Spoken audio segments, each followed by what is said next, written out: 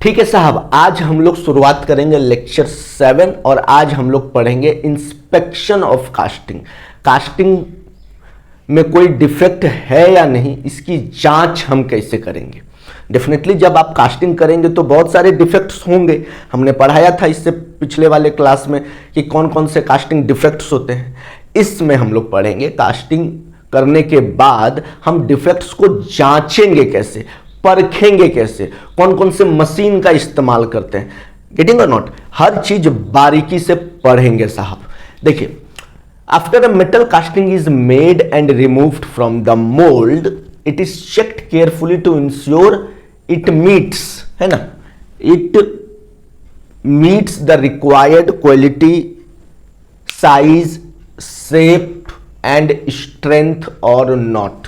ठीक है ना, कि आपने जिस साइज का बनाया है कास्टिंग, उस साइज का कास्टिंग आपको मिला है या नहीं, उस गुणवत्ता को वो बरकरार रख पाया है नहीं, उसकी ताकत उसमें जितना चाहिए उतना है या नहीं, है ना। तो कैसे चेक करेंगे साहब, इसके एक्चुअली में 3 स्टेज होते हैं। हमने यहाँ 4 लिखा है बट एक्चुअली में इसके 3 स्टेज होते हैं चेक करने के। ठीक है ना, चलिए इसको 4 ही कर देते हैं, 4। ठीक है,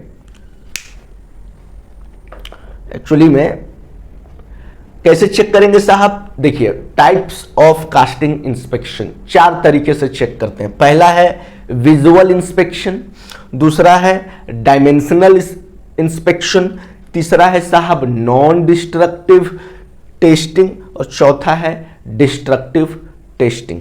एक एक करके डिटेल में पढ़ेंगे। विजुअल इंस्पेक्शन में तो आप देखकर ही पहचान जाएंगे कि उसमें कुछ डिफेक्ट है भी या नहीं है, देखकर साहब, है ना। डायमेंशनल इंस्पेक्शन में हम लोग अलग अलग छोटे इक्विपमेंट्स का चेक करेंगे और ये जांचेंगे, ये परखेंगे कि जिस साइज का हम बनाना चाहते हैं प्रोडक्ट, उस साइज में बना है या नहीं, कहीं साइज ऊपर नीचे तो नहीं हो गया ना साहब। नॉन डिस्ट्रक्टिव टेस्टिंग पढ़ेंगे, है ना। कुछ मान लीजिए इंटरनल कास्टिंग के अंदर में डिफेक्ट है तो उसको कैसे पहचानेंगे, और डिस्ट्रक्टिव टेस्टिंग भी हम लोग देखेंगे। सर क्या जरूरत पड़ गई है इंस्पेक्शन की, बिल्कुल जरूरत है साहब इंस्पेक्शन की, है ना। कास्टिंग को हमेशा फ्री फ्रॉम डिफेक्ट होना चाहिए, तभी उसको आप इंजीनियरिंग पर्पस के लिए इस्तेमाल कर सकते हैं। आपको यह भी चेक करना है कि आपका डायमेंशंस, आपका साइज, शेप सब कुछ सेम है या नहीं, जिस साइज में आप बनाना चाह रहे हैं कास्टिंग को।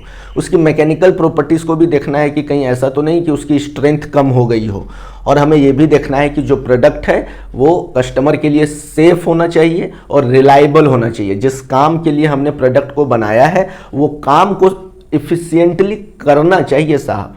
गेटिंग और नॉट, अंडरस्टूड। तो ये सारी चीजें हैं, इसको पहले आप लिखिए, फिर एक एक करके डिटेल में समझाएंगे विजुअल इंस्पेक्शन में क्या चेक करते हैं और बाकी सारे इंस्पेक्शन में हम लोग कैसे जांचते हैं, परखते हैं हम कास्टिंग को। ठीक है साहब, लिखिए।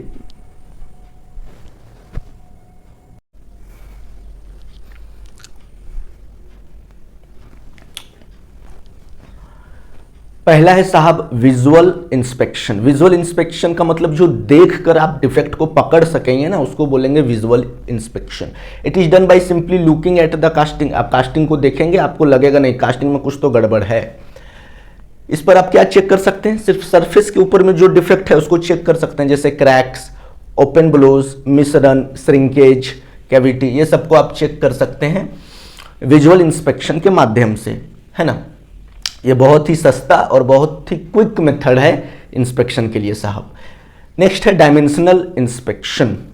डायमेंशनल इंस्पेक्शन में ज़्यादातर हम लोग अलग अलग मेजरिंग इंस्ट्रूमेंट्स का इस्तेमाल करते हैं साइज और शेप को जांचने के लिए कि हमारा कास्टिंग सही साइज सही शेप में है या नहीं है। जैसे वर्नियर कैलिपर, है ना, माइक्रोमीटर, गेज और कोऑर्डिनेट मेजरिंग मशीन का भी हम लोग इस्तेमाल करते हैं ना। कोऑर्डिनेट मेजरिंग मशीन को CMM भी बोलते हैं साहब। ठीक है, तो डायमेंशनल इंस्पेक्शन में हम बस यही चेक करते हैं कि हमारा साइज, शेप सब कुछ सही है या नहीं है। ठीक है, नेक्स्ट है नॉन डिस्ट्रक्टिव टेस्टिंग। ये बहुत इंपॉर्टेंट टेस्टिंग है साहब। नॉन डिस्ट्रक्टिव टेस्टिंग में हम लोग कास्टिंग के अंदर में जाकर टेस्ट करते हैं, जो चीज आप नेकेड आई से देख नहीं सकते, है ना। जो चीज आप इंस्ट्रूमेंट का इस्तेमाल करके, जैसे vernier calliper, screw gauge, micrometer, ये सब का इस्तेमाल करके आप आप डिफेक्ट को पकड़ नहीं सकते, वहां पर हम लोग इस्तेमाल करते हैं नॉन डिस्ट्रक्टिव टेस्टिंग का। ठीक है, जैसे यहां पर देखिए इंटरनल और हिडन क्रैक्स, कास्टिंग के अंदर में अगर डिफेक्ट है ना, तो हम लोग उसको कैसे जांचेंगे, कैसे परखेंगे, नॉन डिस्ट्रक्टिव टेस्टिंग के माध्यम से। अलग अलग नॉन डिस्ट्रक्टिव टेस्टिंग है। पहला है विजुअल इंस्पेक्शन, भी आ जाता है आपका नॉन डिस्ट्रक्टिव में ही, बट सबसे इंपॉर्टेंट है BCDEF। साहब बी में है लिक्विड पेनिट्रेंट टेस्टिंग। ये क्या करता है, सरफेस डिफेक्ट के ऊपर में जो लाइन क्रैक होते हैं, इतनी बारीकी से वो क्रैक होता है जो आप देख नहीं पाएंगे, है ना, हेयर लाइन क्रैक बोलते हैं उसको। या फिर pin hole porosity, pin hole porosity मतलब इतना बारीक होल होगा ना कास्टिंग में, आपको बताए थे बारीक होल होता है हाइड्रोजन गैस के स्केप करने के कारण, है ना। तो जब हाइड्रोजन गैस स्केप करता था तो पिन होल पोरोसिटी होता था। साहब साइकिल चलाते हैं, मान लीजिए साइकिल पंचर हो गया, हवा निकल रहा है, तो कितना पतला सा होल होता है जो आप देख भी नहीं पाएंगे, गेटिंग और नॉट। तो उसके लिए हम लोग इस्तेमाल करते हैं लिक्विड पेनिट्रेंट टेस्टिंग। ठीक है साहब। सी है magnetic particle testing. Magnetic particle definitely ferromagnetic material के लिए किया जाएगा। फेरोमैग्नेटिक मतलब जिसमें लोहा का अंश होगा, है ना, ferromagnetic casting. To locate surface and slightly subsurface crack, surface में क्रैक होगा या उसके अंदर में क्रैक होगा तो हम लोग मैग्नेटिक पार्टिकल टेस्टिंग का इस्तेमाल करते हैं। रेडियोग्राफिक टेस्टिंग का इस्तेमाल करते हैं फिर हम लोग श्रिंकेज कैविटी के लिए, कहीं श्रिंक तो नहीं हुआ है ज़्यादा, पोरोसिटी के लिए अगेन, स्लैग इंक्लूजन समझाएं, क्रैक के लिए, ये सब इंटरनल डिफेक्ट को पकड़ने के लिए हम लोग रेडियोग्राफिक टेस्टिंग का इस्तेमाल करते हैं। इसमें एक्सरे और गामा रेज को भेजते हैं, है ना, और जहां पर टूटा हुआ सरफेस है वो टकरा कर जब वापस से एक्सरे और गामा रे आता है तो हमको पता चल जाता है कि इसमें कुछ डिफेक्ट है। अल्ट्रासोनिक टेस्टिंग, अल्ट्रासोनिक टेस्टिंग में हाई फ्रिक्वेंसी साउंड वेव का इस्तेमाल करते हैं इंटरनल फ्लॉज को, इंटरनल डिफेक्ट को चेक करने के लिए, और हम लोग इससे वॉल थिकनेस का भी टेस्टिंग करते हैं, ultrasonic testing. Eddy current testing का तो हम लोग इस्तेमाल करते हैं जो मटेरियल इलेक्ट्रिकली कंडक्टिव है ना, it locate surface and near surface defects in electrically conductive casting. कुछ कुछ कास्टिंग ऐसे भी होते हैं जो गुड कंडक्टर ऑफ इलेक्ट्रिसिटी होते हैं, वहाँ पर हम लोग क्या इस्तेमाल करते हैं, एडी करंट टेस्टिंग का इस्तेमाल करते हैं। ये सारे नॉन डिस्ट्रक्टिव टेस्टिंग है, बस मालूम आपको होना चाहिए कि नॉन डिस्ट्रक्टिव में कौन कौन से टेस्टिंग परफॉर्म की जाती है। ठीक है साहब, इतना लिखिए, फिर हम लोग पढ़ेंगे नेक्स्ट डिस्ट्रक्टिव टेस्टिंग। लिख लीजिए साहब। नंबर 4 है डिस्ट्रक्टिव टेस्टिंग। देखिए डिस्ट्रक्टिव टेस्टिंग में हम लोग ज़्यादातर क्या करते हैं, डिस्ट्रक्शन कराते हैं। डिस्ट्रक्शन का मतलब होता है कि हम लोग चेक करते हैं कि वो कितने लोड को रेजिस्ट कर सकता है, कितना टेंसाइल स्ट्रेंथ है उसमें, है ना, कितना कॉम्प्रेसिव स्ट्रेंथ है उसमें। हम एक एक करके सब पढ़ेंगे उसको, ठीक है ना साहब। तो मेन आप समझिए कि डिस्ट्रक्टिव टेस्टिंग में हम लोग क्या करते हैं, एक हूबहू सैंपल तैयार करते हैं कास्टिंग का, है ना, और उसको हम लोग जानबूझकर उसको नष्ट करते हैं। नष्ट इसलिए करते हैं ताकि हमको अलग अलग जांच का पता चल सके कि हम जो प्रोडक्ट बनाए हैं वो कितना लोड को बियर कर रहा है, वो कितना स्ट्रांग है, उसके सारे जो बहुत सारे प्रॉपर्टीज़ हैं, एक एक करके हम सारे प्रॉपर्टीज़ को चेक करते हैं। ये साहब जब गाड़ी बनता है तो आप गाड़ी में एयर बैग लगाते हैं, सेफ्टी पर्पस के लिए लगाते हैं ना, तो साहब उसको हूबहू एक गाड़ी बनाकर और उसका हम लोग डिस्ट्रक्टिव टेस्टिंग करते हैं साहब। कभी दीवार से भिड़ा देंगे तो कभी पोल में भिड़ा देंगे एकदम हाई स्पीड में, और चेक करते हैं कि गाड़ी के अंदर में कैसे स्ट्रक्चर चेंज हो रहा है, एयर बैग खुल रहा है या नहीं खुल रहा है, गेटिंग और नॉट, इंसान अंदर में बच सकता है या नहीं बच सकता। एक कठपुतली बना देते हैं अंदर में, है ना, एकदम इंसान के जैसा एक आकृति, एक आर्टिफिशियल ह्यूमन बीइंग बना देते हैं और बैठा देते हैं गाड़ी में, है ना, और उसका हम लोग डिस्ट्रक्टिव टेस्टिंग करते हैं। ठीक उसी तरह से यहाँ भी साहब आप जो कास्टिंग के मदद से जो प्रोडक्ट बनाए साहब, उसका हम लोग क्या करेंगे, डिस्ट्रक्टिव टेस्टिंग करेंगे। देखिए it is a testing method where a casting is intentionally damage, जानबूझकर डैमेज किया जाएगा, टू चेक इट्स मैकेनिकल और फिजिकल प्रॉपर्टीज। ठीक है साहब।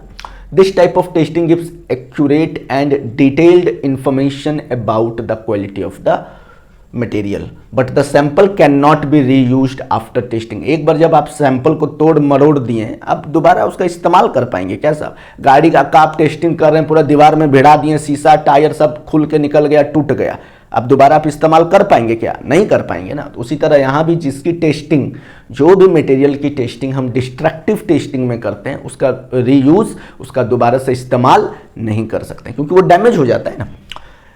क्यों करते हैं साहब? Casting meets the required strength, hardness और डक्टिलिटी। जिस पर्पस के लिए हमने बनाया है उस पर्पस को मीट कर रहा है, यानी उसकी ताकत को, हार्डनेस को, डक्टिलिटी को सब चेक करेंगे। उसके इंटरनल स्ट्रक्चर को भी चेक करेंगे साहब, है ना। माइक्रोस्कोप की मदद से उसका ग्रेन साइज देखेंगे, पोरोसिटी देखेंगे, स्लैग इंक्लूजन देखेंगे, और हम लोग ये भी देखेंगे कि एक्चुअल परफॉर्मेंस, जिस काम के लिए हम बनाए हैं प्रोडक्ट को, रिलायबल है या नहीं, और जिस डिज़ाइन के लिए बनाए अब वो उस डिज़ाइन के ज़रूरतों को पूरा कर पाया है या नहीं। कौन कौन से टेस्ट करते हैं डिस्ट्रक्टिव में? टेंसाइल टेस्ट करेंगे, इम्पैक्ट टेस्ट करते हैं, इम्पैक्ट में चारपी और आइजोड दोनों है, हार्डनेस का टेस्टिंग करेंगे, बेंडिंग का टेस्टिंग करेंगे, फ्रैक्चर टेस्टिंग करेंगे, साहब मेटेलोग्राफिक एग्जामिनेशन यानी कि माइक्रो स्ट्रक्चरल को भी हम लोग एनालिसिस करते हैं डिस्ट्रक्टिव टेस्टिंग में। बात समझ गए साहब? तो सिर्फ प्रोडक्ट को बनाना नहीं है, उसको ठोक पीट के बजा के जांच भी करना है साहब कि whether that product is reliable और नॉट, वो कस्टमर के नीड को पूरा कर पाएगा या नहीं कर पाएगा। गेटिंग और नॉट? तो ये थी पूरी कहानी आपकी टेस्टिंग की। इस लेक्चर को हम यहीं पर समाप्त करेंगे साहब, और नेक्स्ट लेक्चर में हम लोग टोटली पढ़ेंगे मैथमेटिकल कैलकुलेशन कि हम लोग प्रोडक्शन कॉस्ट को कैसे निकालते हैं। बहुत ही important engineering point of view से, ठीक है ना। आप इसका नोट्स बनाइए बहुत अच्छे से, ठीक है। और जो भी डाउट हो आप आराम से हमें पूछ सकते हैं कमेंट सेक्शन में। फिर हम आपसे मुलाकात करेंगे किसी नए वीडियो में, नए टॉपिक के साथ। तब तक आप अपना ख्याल रखिए और मुझे दीजिए इजाज़त। जय हिंद।